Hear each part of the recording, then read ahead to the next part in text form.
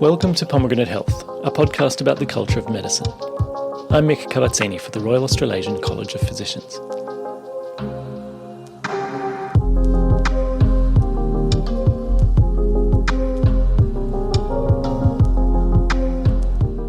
In episode 78, we heard from some physicians who found themselves taking up the role of advocate, not just for their own patients, but for broader system change too. Helen Young campaigned to get child refugees off Nauru, after seeing firsthand the trauma caused by their detention. Jin Russell raised an army through social media to secure continued funding for a unique longitudinal study in Aotearoa, New Zealand. And health policy lobbyist Patrick Tobin explained how physicians and the college as a whole can best get the attention of parliamentarians. We heard an example of this in the last episode. The Healthy Climate Futures campaign calls on government to make the healthcare system more resilient against the shocks of climate heating and extreme weather events. To complete this series, we're going to hear what happens to advocacy issues after they land on an MP's desk, and how they get churned through the Canberra machine to eventually become policy. Dr. Mike Freelander practiced for 37 years as a paediatrician in Sydney's southwest, before being asked to take a tilt at politics. In 2019, he was elected to the federal Division of Macarthur, representing the Labor Party and the people he'd spent his career attending to.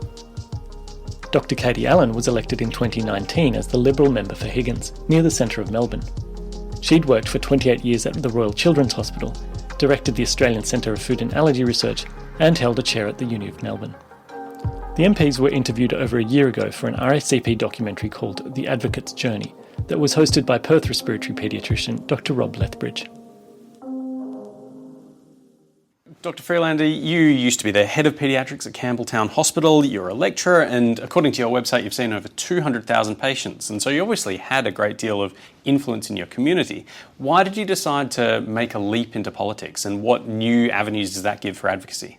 Well, I've always had an interest in politics, and what I was finding increasingly with my patients was that many of the issues they were coming to me for were not so much medical issues, but more social issues, things like housing, things like schooling support, things like access to different forms of medical care.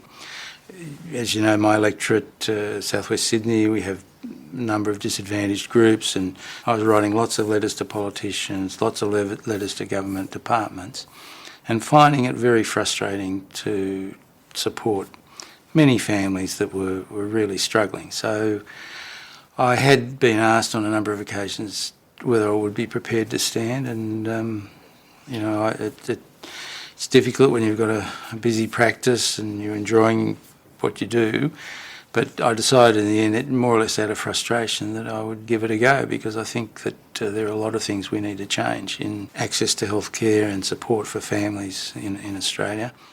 I think I've been asked that virtually every day that I was running. I think the thing for me is that when I became a doctor, I very quickly wanted to do more than see patients. I always wanted to try and fix a system. And in fact, that was what led me to do medical research. Very interested in preventative health, very interested in public health, and always trying to work out why people were coming into my door in the first place.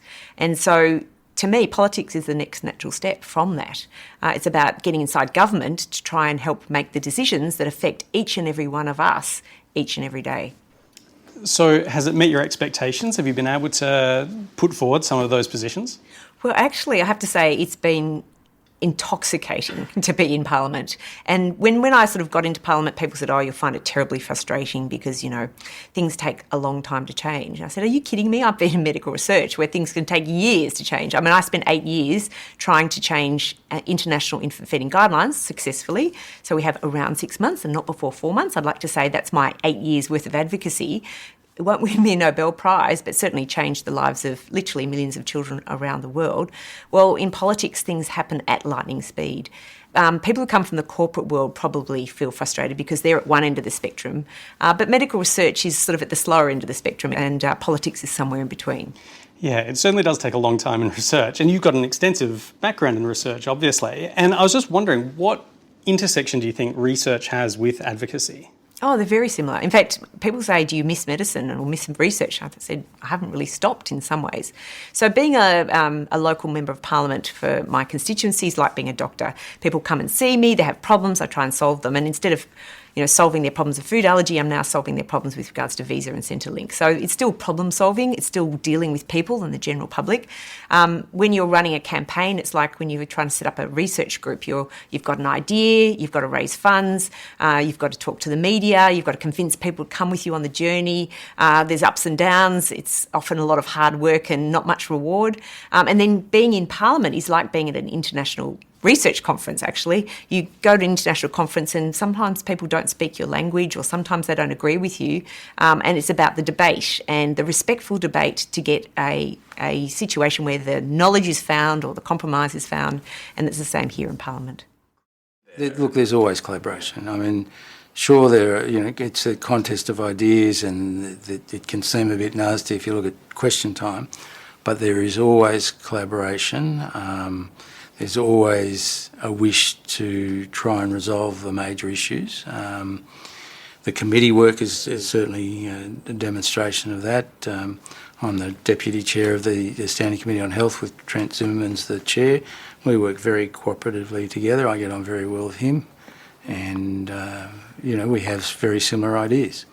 And so do you get many doctors contacting you with their ideas from the community just because of your background in health? I do. I get people contacting me about a range of issues. They have something they want for their patients, and they often ask, what's the best way to go about lobbying for this. There might be a new medication that's available overseas for a particular condition, some of the newer anti-epileptics. There is increasingly a push to consider the use of medicinal cannabis in some situations. And sometimes the issues are not necessarily just with the Department of Health. It may be the TGA, or it might be with specific companies sometimes reluctant to import things into Australia if there's not a big market. So. Okay, so if a doctor was reaching out to their local MP who doesn't necessarily have a science background, what things do you think they should be saying to get their message across? Well, look, I think the worst thing you can do is to overcomplicate things and to provide too much information at once. I get hundreds and hundreds of emails every day. I do not have time to read every bit of every one of them. And so if you're going to provide information, it needs to be clear, it needs to be succinct, and no more than 2 FRACP pages, right? And if they can provide that, then you're much more likely to be able to digest the information quickly and send it to the appropriate department or appropriate minister's office. So be simple, be succinct, and understand that your individual politician certainly may not be able to change things overnight, but will be able to keep pushing the issue if he thinks it's one of merit and significance. But it does take time. So the first thing to say is know who your member is, know which party they belong to, know if they're in government, read up their background, read their first speech. Because their first speech is their roadmap of why they're doing what they're doing and what they're wanting to achieve. And then go knowing that information, because you're halfway there. It's like, again, as a doctor, when someone comes in, you ask them not just about their abdominal pain, you ask them, are they married? Where do they live? You ask them things that contextualise the abdominal pain. And just like with a parliamentarian, you want to contextualise their background so you can understand them better. And so it sounds like you think that people should try and play the political game somewhat, even if they're approaching you. Is that right? Have an understanding of the context of the politics around it. I mean, some people call it a game. I think it's deadly serious. Politics is deadly serious. And it demeans it to say it's game playing, because it's understanding the process. So if you were looking for a medical research grant, you just wouldn't rock up to the CEO of the institute and say, give me money. You'd say, well, what does this institute do? Has this institute got the ability to give out funding? How can I show them that I am a credible person who can do research in this institution? No one rocks up without that preparation. So why would you rock up to a decision-making body which is quite sophisticated without any understanding at all of what is going on? Yeah. So it's about having a respect for the process and a respect for the people that you're communicating with. Yeah, absolutely. Yeah, and the thing is that people kind of think it's dirty. Politics isn't dirty. It is a process that has a philosophy depending on which party you're in, has a process depending on whether you're federal, state or council, and has a purpose. And the purpose is also different depending on whether you're federal, state and council. And some people haven't taken the time to work out the difference. So if you go and ask for hospital funding and you don't understand that you should be asking the state government for hospital funding, then you haven't done your homework and you're going to be wasting your time, and you'll get a nice conversation with your federal member, but they may not be as interested in helping you because clearly you're not aware of the different processes. What's the science literacy like amongst your colleagues? Oh, well, that one I probably think not as good as it could be. And I did actually do a little bit of a show of hands in the party room, and there's definitely more people trained in humanities than in the sciences. And that's what I said when I failed at the state election. I said to the journalist who interviewed me and said, "Oh, you must be disappointed." I said, "Well, I'd like to have snowploughed for others to come behind me. I want to make sure that we have more scientists and engineers and doctors and people who have practical problem-solving skills putting their hand up to having a crack at it. It's not just for those who've done law and commerce and the humanities, or small business owners or unionists. It's got to be also people who are in the professions and people who have a science and technology background." Now, what's surprising about Parliament is people assume that someone who has no experience in an area doesn't know anything about that area. I actually have been really impressed by how much parliamentarians know about so many things. So it's a bit like being a GP. You have to know a little bit about everything. The problem with health issues and lobbying about health issues in the Parliament is that there is not a big group of people who are science-based, who understand health all that well. They tend to leave that to the health minister or the shadow health minister and the health department. And so sometimes it's just a matter of explaining the issue in relatively simple terms for the parliamentarians so you can get things done. So that does raise the fact that you've been in opposition since entering politics. Has that made things more difficult for you? Being in opposition is much more difficult than being in government. That's one thing I've learnt very quickly. Doesn't mean that I can't still try and influence things, but obviously it's much harder from opposition than... I've been lucky in that, Greg Hunt as Health Minister has given me access to him, and, he's made it clear that if I do have concerns, I can contact his office and he'll attempt to deal with it, and he's been pretty good. So, since entering politics, has it met your expectations? Well, look, I think I was pretty naive, actually. I look back now and think, what was I thinking? Because it can be quite frustrating getting change at a political and bigger picture level.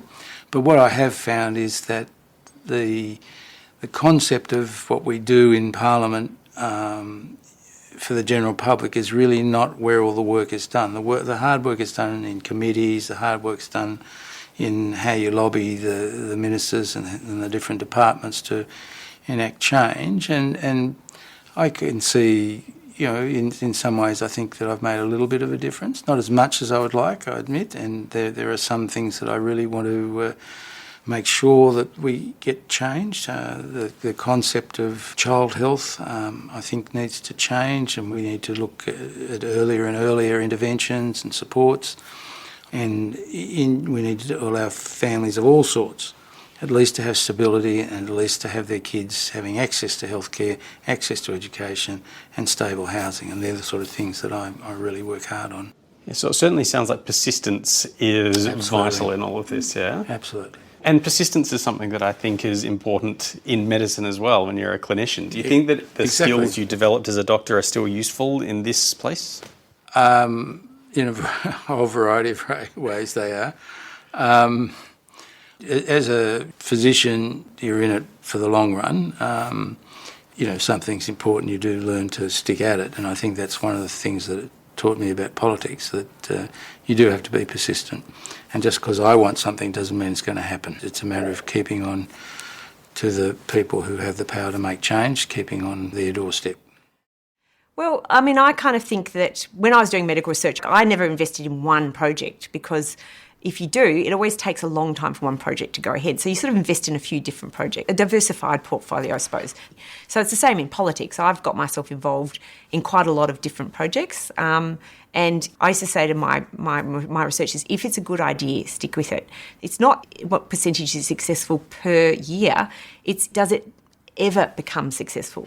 So I had 100% success rate because I never gave up.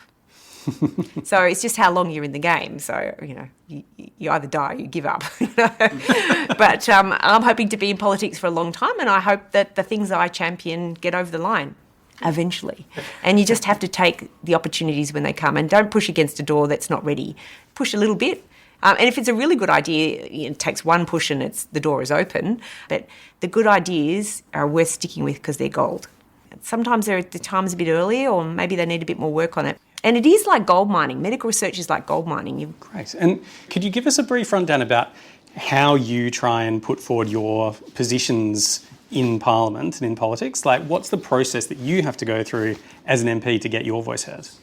Well, I think the most important thing is to understand the political process. You're a member of a government, and the government has an executive. So it's a bit like when you're a member of a medical research institute. The executive are making decisions about how money will be distributed, but you can influence that. So you put your ideas forward and you hope that they'll fund them. And that's the same when you start off being a young, new MP, a member of Parliament. You spend time convincing ministers that your ideas are good ones, and you do that through a whole lot of different ways. And so there's the party room itself, there's opinion pieces, so I have a KPI for myself that I write regular opinion pieces. You float ideas. You have a lot more opportunity when in government to speak to the parliamentary executive on a regular basis, and that might be in a formal setting where you make time to see the minister. It might be an informal setting because you have a good relationship with them, or it might be I send the letter, I then text her or him, and then I'm sitting in a division and I remind her or him, because if you know where the sort of current is going, you can get into the deal flow more easily. For instance, if the government wants to invest in women in STEM, then I'll say to my constituents, why don't you try and line up with this program or this grant initiative? And so what I have is an opportunity to know where the current of political thought is going and what programs and policies that are lining up that will help the constituents that I represent. And sometimes I also represent medical research groups or public health groups or medical advocacy groups as well, because they're my pet interests, and education and women and climate action. And you want to take on the big ideas and you want to take on the big strategies, but you also want to get a few small wins as well. So you want to have a bit of a diversified portfolio.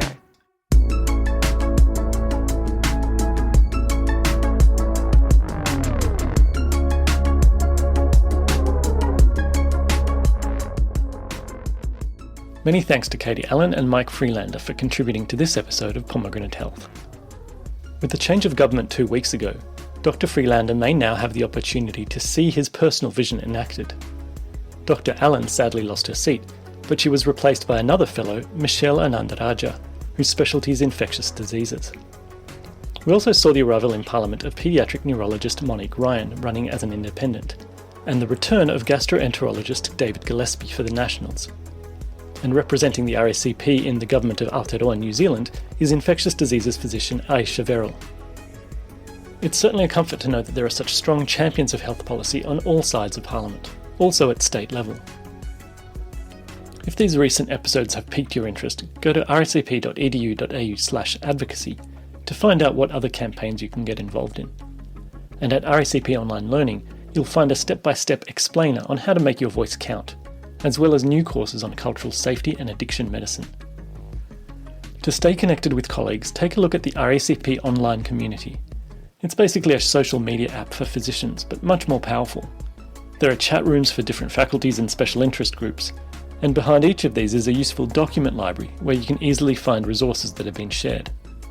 There's also a database for helping trainees and mentors find the right fit. From the RACP homepage, look at the quick link labelled ROC to get more information and view an explanatory video. Or just go ahead and download the app. It's called RACP The Rock. Speaking of apps, you can subscribe to this podcast via Spotify, Castbox, Apple Podcasts, Pocket Casts, or any pod browser.